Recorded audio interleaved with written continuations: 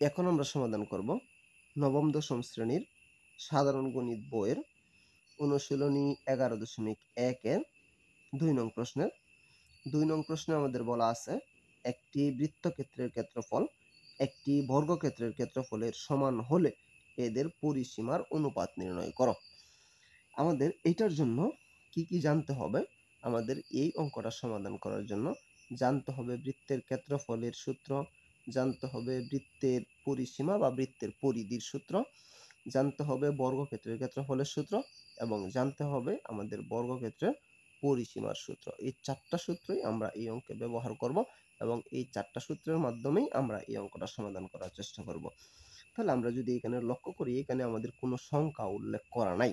যেহেতু আমাদের সংখ্যা উল্লেখ করা নাই, সেহেতু আমরা এখানে কি লিখব? প্রথমেই আমরা সূত্রটা লিখব যে আমরা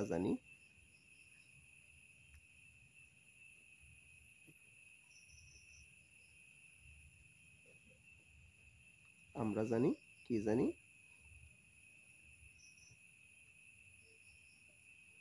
বৃত্তের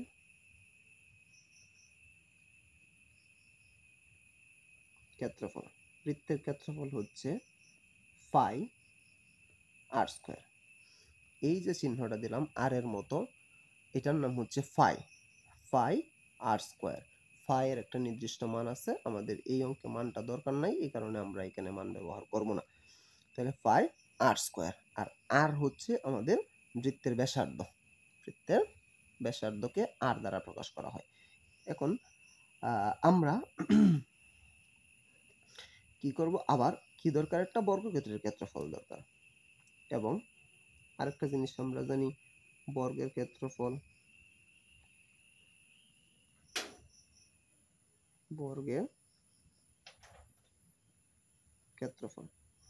বর্গের ক্ষেত্রফল কি দ্বারা প্রকাশ করা হয়? এ স্কয়ার হচ্ছে বর্গের ক্ষেত্রফলের সূত্র। এ হচ্ছে বর্গক্ষেত্রের এক বাহু। এ কি?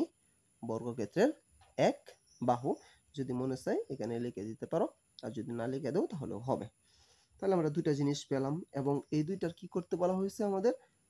এই যে বলা হয়েছে এই দুইটা সমান, তার মানে এইটা আর এইটা কি পরস্পর সমান। তাহলে আমরা কি দিব? সুতরাং প্রশ্ন মতে আমরা কি দিব? এ স্কয়ার সমান কি আছে? পাই আর স্কয়ার। এ স্কয়ার সমান কি? পাই আর স্কয়ার। এখন এই দুইটা যদি পরস্পর সমান হয়, তাহলে আমাদের এখান থেকে স্কয়ারটা আমরা বাদ দিয়ে দিব। শুধুমাত্র স্কয়ার আমরা বাদ দিব। তাহলে স্কয়ার বাদ দেওয়ার একমাত্র পদ্ধতি আমরা কি জানি? রুট। উভয় পক্ষে আমরা রুট দিয়ে দিব। A square equal root over pi r square. আমরা কি জানি? রুট এবং স্কয়ারের মান পরস্পর সমান। তাহলে আমরা রুট স্কয়ারে কাইটা দিলাম। তাহলে আমাদের এখানে কি থাকতেছে? এখানে থাকতেছে বা এ সমান, আমরা কি জানি? রুট স্কয়ারের সমান। কিন্তু আর এর উপরে স্কয়ার আছে, পায়ের উপরে তো স্কয়ার নাই। তাহলে আমরা পায়ের উপরে আলাদা একটা রুট দিব, আর আরটা কি হয়ে যাবে? আমাদের রুট স্কয়ারে কাটা হয়ে যাবে। তাহলে আমরা আরটা প্রথমে লিখলাম রুট ফাইটা আমরা লিখলাম রুট ফাই। তাহলে এর মান আমরা কি পেলাম? আর রুট ফাই। এটা হলো আমাদের এর মান।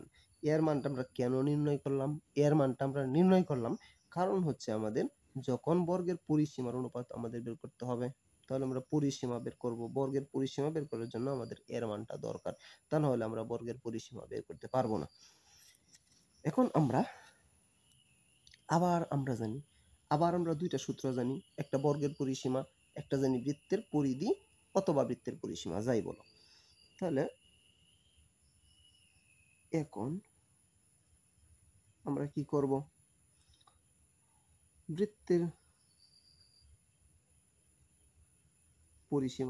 পরিসীমা হয় না, মূলত পরিধি এটাকে বলা হয়। আচ্ছা, এখানে যেহেতু পরিসীমার কথা বলা আছে, তাহলে আমরা পরিসীমাই লিখলাম। বৃত্তের পরিসীমা হচ্ছে 2 পাই আর। এটা হচ্ছে বৃত্তের পরিসীমার সূত্র। বৃত্তের পরিসীমা কি? 2 পাই আর। এবং বর্গের পরিসীমা কি আছে? বর্গের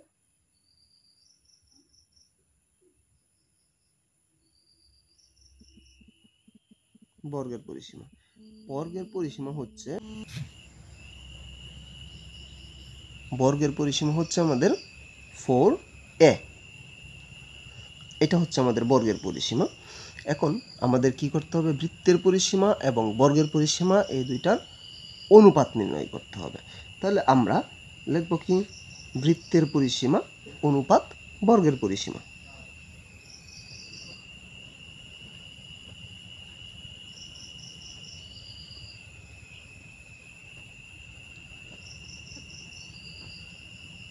অনুপাত বর্গের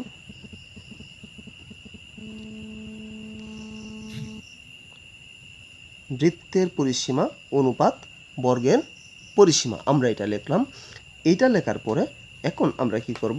বৃত্তের পরিসীমা আমাদের যা আছে এটার নামের পরিবর্তে এটা বসাবো, তারপরে অনুপাত বর্গের পরিসীমা যা আছে এটার পরিবর্তে আমরা 4 বসাবো। বা আমরা যদি এই পাশে সমাধান করি তাহলে আমরা কি করতে পারি? বা না, এখানে আমরা যদি সমান দিই তাহলেই হবে আমাদের। সমান বৃত্তের পরিসীমা কত আছে? বৃত্তের পরিসীমা 2πr, 2πr অনুপাত বর্গের পরিসীমা কত? 4a। বাহ, সমান আমরা 2πr যা আছে আমাদের তাই থাকলো, অনুপাত আমরা 4a, 4 আমাদের 4ই আছে। এর পরিবর্তে আমরা কি বসাবো? এর মান আমরা দিকে পেয়েছিলাম r√5। এর মান কি? r√5। তাহলে এটার পরিবর্তে আমরা বসাবো কি? r√5 বসাইলাম।